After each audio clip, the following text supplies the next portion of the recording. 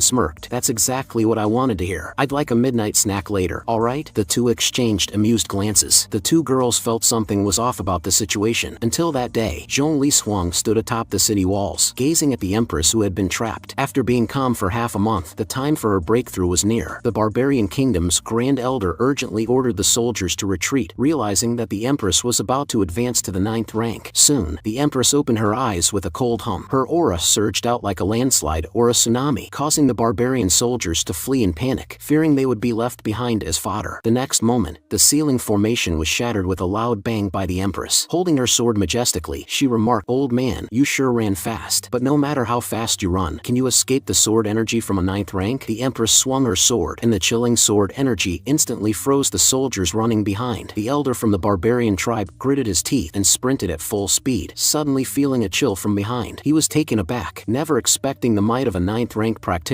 to be so terrifying. Hastily, he turned around and employed his life's most formidable skill, conjuring a giant illusionary figure to block the attack. But the giant figure, fragile as foam, was effortlessly torn apart by the sword energy. The elder, like a kite with a broken string, plummeted to the ground, creating a massive crater. Moments later, he struggled to his feet, his facial mask shattered, realizing the true terror of a 9th rank expert. On the other hand, the empress chose not to pursue further. She returned to the city walls, ordered the deputy general to stay behind and take care of the aftermath, and to lead the army back once everything was settled. She decided to leave early with Zhongli Xuang to prepare for the impending turmoil. Along the way, Zhongli Xuang tried to comfort her. "Your Majesty, don't worry too much. There are formations everywhere now that can delay the poisonous marsh elder's actions for a bit." The empress, however, was still concerned. "The poisonous marsh elder is an 8th rank. These formations won't hold him for long. I just hope that the great flame hasn't suffered significant damage." Soon after, the duo reached the town where two large mountains were previously located, only to find them gone. Zhongli Xuang was dumbfounded. The empress observed for a while and speculated. "There's no accumulated dirt nearby, but there's a layer of dust on the distant mountains. I suspect someone pulverized these two mountains into dust with a single strike." "A single strike? Your Majesty, now that you're a 9th rank, how do you measure up against this person?" The empress gave a bitter smile. "You're overestimating me. I couldn't even gauge his strength. How could I possibly be his match?" "Your Majesty, could the person responsible be a 10th rank?" "No, that's the most terrifying part. If he was 10th rank, I'd be able to recognize it." Whose power could surpass the 10th rank? When she returned victorious from the northern expedition, she discovered that Xiao Tian had grown surprisingly close to the head of her imperial guard and Zhongli Xuang's daughter. Both seemed to hold this freeloading man in high regard, showing him much respect. Xiao Tian was trying to distance himself from their fervent attention when he suddenly sensed a murderous intent nearby. Taking a closer look, he realized it was his wife, the empress, returning. Standing by the empress, Zhongli Xuang was pointing at her daughter, scolding, "Zhongling, how many days has it been since you last got a beating? You're itching for another one, huh?" The three who were in the middle of their banter were dumbfounded. Zhongling, startled, dropped her bun. "Oh no! How did mother return so soon? And if I'm not mistaken, that's Her Majesty beside her." The head of the Imperial Guard, Lu Yan, whispered, "I once misunderstood your relationship with Prince Xiao Tian, just like your father did. I even wrote a letter to the general about it." Upon hearing this, Xiao Tian was horrified. "What the heck? Commander Lu, are you trying to get me in trouble?" Zhongli Xuang, noticing them whispering, approached with evident anger, clearly ready to mete out some punishment. Zhongling, terrified, hid behind Xiao Tian. In his panic, Xiao Tian exclaimed, "Kid, why are you hiding behind me? Hide behind your sister Lu. Are you trying to make things even worse?" Zhongling meekly replied, "Prince, please just block for a moment. With Her Majesty here, Mother won't lay a hand on you. Are you sure about that?" Looking at the furious Zhongli Xuang standing in front of him, she sternly told him, "Prince, move aside." Staring at the nearly 2-meter-tall, muscle-bound figure, Xiao Tian couldn't help think, "Minister Zhong, you're the real man." He tried to mediate. "General Zhong, beating a child in public might traumatize her." Zhongli Xuang, without hesitation and clenching her fist threateningly, said, "Prince, I'm trying to reason with you out of respect for Her Majesty, but that doesn't mean I won't act." Hearing this, Zhongling quickly threw herself into her mother's embrace, exclaiming, "No, mother, you absolutely cannot lay a hand on Prince. If you must hit someone, hit your daughter." Lu Yan also stepped in to mediate. "General Zhong, please, let's stay calm and think this through." Zhongli Xuang, taken aback by their attitudes, responded, "You silly girl. This is Her Majesty's Xiao Tian. He's not someone you should be concerned about." Little did she know that what Zhongling was actually thinking was, what if Prince retaliates? What will Dad and I do? At this moment, a few robust young men stepped forward, asking, "Prince, is there a problem?" Xiao Tian quickly tried to reassure everyone,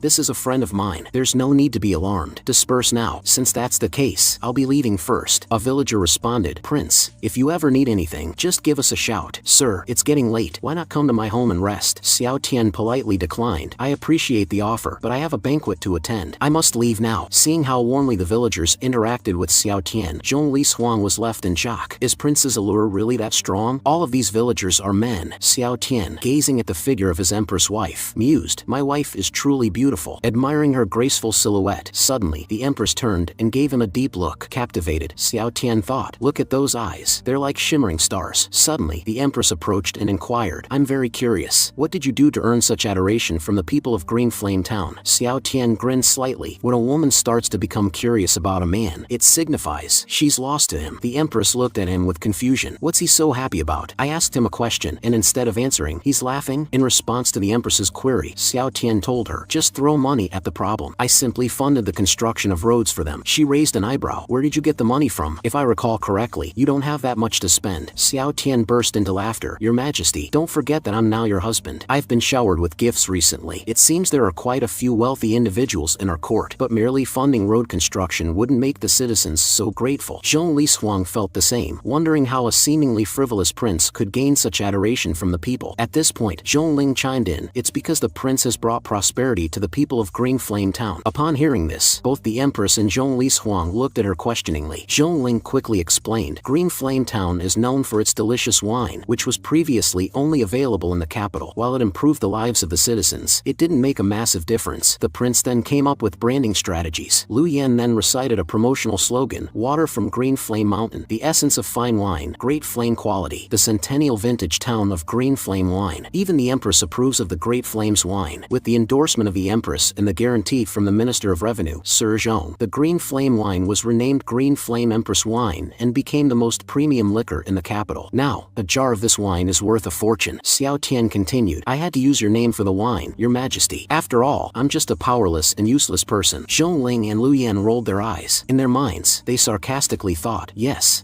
you're useless. All you did was scare the poisonous marsh elder into taking his own life and destroy a few mountains with a single punch. The empress's displeasure was evident. What do you mean useless? You are my man, the Great Flame Prince. No one has the right to call you useless. If anyone dares to bully you, I'll slay them for you with my sword. Xiao Tian was smitten. Damn it, she's flirting with me again. Someone, replace my bowl for eating soft rice with a metal one. Then, with utmost sincerity, Xiao Tian told the empress, you, who makes fish sink and birds fall, outshining the moon and flowers, unparalleled in beauty and grace. My lady, Your Majesty. Empress responded with a calm face. Flattery will get you nowhere. I've never been a fan of sweet talk. But then, a faint smile on her lips betrayed her true feelings. Zhong Li Huang patted Xiao Tian on the shoulder and advised, Prince, the empress has always been strong-willed since she was young. Trying to woo her with tactics suitable for young girls won't work, understand? Xiao Tian didn't reply, just gazed at the empress's silhouette. You think I can't see through that veil? What works and what doesn't? That's just my wife Empress being Sundara. She might not say it, but she likes it. Pausing for a moment, he suddenly told Zhong Ling, your mother knows nothing, leaving Zhong Ling bewildered. Up ahead, Zhong Li Huang suggested to the empress, Your Majesty, when we return to the city, why not dine at my place? Sounds good. I'm looking forward to experiencing Minister Zhong's culinary skills, replied the empress. Soon, the group arrived at the Zhong residence. Xiao Tian, looking at his wife's back, suddenly felt her power had grown. Puppy, what's the current level of Empress Ziruoyan? Respected master, Empress Ziruoyan is now at the first level of the 9th rank, responded Puppy. Xiao Tian smiled. During her trip, not only did her level increase, but she also resolved the northern border conflict. My wife is truly amazing. As female General Zhong Li Huang led the empress to dine in her home, the delicious aroma of food welcomed them. She assumed her husband had personally prepared the meal, knowing she'd be returning. Behind her, Zhong Ling remained silent, realizing sometimes it's better not to know certain things. Zhong Yangming sensed someone entering the room and without looking up, he cheerfully remarked, Prince, you're in for a treat today. I've prepared a golden-tailed white jade fish and some of your favorite side dishes. We won't stop drinking until we're both completely drunk. Only then did the empress and Zhong Li Huang realize that the meal had been specially prepared for the prince. This was unexpected. How did even Zhong Yangming become charmed by the prince? As Zhong Yangming turned around and saw that it was the empress herself, he immediately and awkwardly bowed in greeting. The empress showed no sign of displeasure, saying, this time, as in the past, Uncle Zhong, just treat me as the young girl who used to freeload food and drink at the Zhong residence. Scratching his head in embarrassment, Zhong Yangming stuttered, I'll get more bowls and chopsticks. Your Majesty, please take a seat. He then quickly excused himself. Zhong Li Huang turned and demanded, what exactly happened while the empress and I were away? Xiao Tian sighed with resignation. If the empress found out he had been giving advice to Zhong Yangming, discovering his talents, and asking him to help with state affairs, what should I do? Moments later, as everyone settled at the table, Zhong Li Huang teased. Zhong Yangming, you've prepared this meal with such care and finesse. The Empress picked up a cup and asked, is this the famous green flame wine? Yes, Your Majesty, it indeed is the green flame wine. The Empress smiled. I've had it before, but it's truly delightful. I understand now why it's said to be worth its weight in gold, not only because of its reputation, but also due to its inherent quality. Your Majesty speaks the truth. Not only did Prince fund the construction of a distillery in Green Flame Town and employ the locals, he also improved the brewing techniques of Green Flame Town, revitalizing the entire area, and even volunteered to pay taxes, setting an example for the imperial merchants. Xiao Tian covered his face in exasperation, thinking, this is exactly what I was afraid of. Someone, please knock me out. I just wanted to live a simple life without any responsibilities. Misinterpreting Xiao Tian's reaction, Zhong Yangming assumed the prince was being modest and continued to sing his praises. If it were just that, it still wouldn't do justice to the prince's excellence. Xiao Tian was taken aback, thinking, is he really going to say more? Zhong Yangming continued, in the matter of the refugees from the southern border, the prince not only provided strategies but also funded the project himself. The only thing he asked in return was for me to satisfy his culinary desires, which is nothing in comparison. By now, Xiao Tian was completely stiff, unable to even muster a smile. However, the Empress had a look of admiration on her face. Seeing this, Zhong Yangming smiled faintly and said, Prince, this is as much as I can help. Xiao Tian understood Zhong Yangming's intentions all too well. He had always intended to live a leisurely life, not wanting to work at all. As expected, the Empress asked, with such talent, why do you keep calling yourself useless? Caught in a difficult spot, Xiao Tian wondered, how should I explain? Can I just say I want to be lazy? If he admitted that, he imagined the Empress would assign him loads of work, and if he refused, she'd probably whip him. His dream life seemed to be slipping away. To his dismay, during this simple dinner, his true nature had been exposed by Minister Zhong. Xiao Tian was immensely embarrassed, while Zhong Yangming looked quite proud. The Empress poured herself another drink and remarked, I didn't expect you to know about brewing. Hastily, Xiao Tian replied, not really, I just have a slight understanding. I'm mostly good at enjoying the finer things in life. However, the Empress responded directly, not many people earn praises from Uncle Zhong. Why do you look so worried? If I'm not mistaken, you just want to enjoy life without responsibilities. You're afraid I'll ask you to take up an official position and work hard for the Great Flame, aren't you? Xiao Tian was momentarily at a loss for words. The Empress reassured him, I promised you a life of luxury and comfort, where you could live carefree as a relaxed prince. When I summoned you with the talisman, I already owed you. I don't need you to do anything, just be happy. Xiao Tian blushed, thinking to himself, oh my goodness, stop flirting with me. Suddenly, the Empress's expression turned fierce. If anyone dares to gossip and call you useless, I wouldn't mind playing the tyrant for once. I'd behead a few to strike fear into the court and silence these demons. Feeling elated, Xiao Tian thought, is this what it feels like to be pampered by the Empress? It's amazing. Changing the subject, she asked, speaking of which, when the poisonous marsh elder, one of the 6 evils of Black Soul Hall, died at the entrance of Green Flame Town, you were present, right? Tell me the details. Yes, Your Majesty. After some time, Lu Yan finished recounting the events. Zhong Li Huang, a female general, jumped up excitedly and asked, was it truly just one punch? Did this unparalleled warrior leave a name? Lu Yan replied with a grave face, he left the name, King of Hell. Moreover, he also destroyed the headquarters of Blood Cloud Tower. It has been confirmed by Astral Pavilion that the King of Assassins, Yun Zuanlai, has perished. The Empress struggled to believe the news. Are you certain this is true? Lu Yan, remembering her fiancé who was killed by Blood Cloud Tower, responded, Your Majesty, you're well aware of my vendetta against Blood Cloud Tower. I wouldn't make a mistake about this. The Empress mused, if I ever have the chance, I must personally thank the King of Hell for his righteous act on behalf of the heavens, solving the major problems for the Great Flame Dynasty. Whether King of Hell is a friend or foe, the benefits outweigh the drawbacks for Great Flame. Everyone present is enthusiastic. Only Xiao Tian looks guilty. King of Hell is actually his old alias on Earth. He just reused it. Zhong Yangming analyzes that King of Hell's actions have made him seem closely related to Great Flame. Zhong Ling and Lu Yan both agree that his presence will make others hesitant to attack Great Flame. In the meantime, Xiao Tian and Empress have been affectionately interacting. You really spoil Prince. Someone comments, will you hold court the day after tomorrow? Of course. What's the matter? Then you need to protect Prince. The Northern War is settled. You have no excuse to delay. You must introduce Prince to the ministers. Xiao Tian is confused. What does it mean to meet the ministers? Zhong Yangming explains that according to Great Flame Dynasty tradition, the Empress must introduce her spouse to the ministers. In simple terms, it's like meeting the in-laws. Will I be in trouble? Xiao Tian asks. Empress sincerely explains that she married him to give herself closure, not just as a shield. She mentions Lu Outyin, a name that brings a murderous look to her face. The Prime Minister of the Great Flame Dynasty is named Lu Outyin. Before my father disappeared, he held this position. He is both my teacher and my father's close advisor. The year my father went missing, my eldest brother ascended to the throne. The barbarian barbarian kingdom moved from the north. He led the troops personally and died in battle in the north. My second brother took the throne, and the Black Soul Hall in the southern border erupted in chaos. It affected the Great Flame Dynasty. He went south to quell the unrest and expand the territories, but was poisoned and passed away in the end. With Liu Outyan's assistance, I ascended the throne. I was 16 that year. Liu Outyan promised to return the power to me when I turned 18. However, Liu Outyan pursued his private interests, gaining immense influence in the court. If not for my secret strategizing and a decent natural talent in cultivation, progressing from nothing to the 7th rank in just 2 years, it would be very difficult to reclaim the power. On her 18th birthday, Liu Outyan came to talk about an arranged marriage between me and his son, telling me it's time to consider having an heir. I kept delaying until I learned the summoning symbols that brought you to the Great Flame Dynasty. So, Liu Outyan will definitely give you a hard time, says Empress. Xiao Tian ponders. No wonder she clarified that she didn't marry me as a shield. If she wanted to, she could have thrown me out by now. Seeing Xiao Tian's silence, Empress thinks he's afraid. Don't worry, even though I'm wary of Liu Outyan, if you don't want to face him, I'll protect you. Xiao Tian reassures her. No need, I'll go. Besides, with you protecting me, what can Liu Outyan do? Execute me in court? Zhongling and Lu Yan almost burst out laughing. You worry about him executing you? Just make sure you don't lose your temper and completely obliterate Prime Minister Liu. Empress, unaware of Xiao Tian's capabilities, cautions, you don't need to go that far, especially if Liu Outyan gets the upper hand. I worry. My adoptive father is not only a scholar, but also difficult to read in terms of power. I don't want to confront him unless absolutely necessary. Zhong Yangming interjects. Your Majesty, I believe in Prince. He may look like a pleasure seeker, but he's incredibly tough to deal with. Xiao Tian wonders, is he praising or insulting me? Zhongling and Lu Yan also chime in. Don't worry, Your Majesty. Prince won't be at a disadvantage. Since Prince has made up his mind, why not let him do it? Empress, not knowing Xiao Tian's full capabilities, can only sigh. You two are really confident in him. Zhongling and Lu Yan insist that their father is right and that Prince is not to be underestimated. Finally, female General Zhong Lishuang speaks up. Your Majesty, this is an opportunity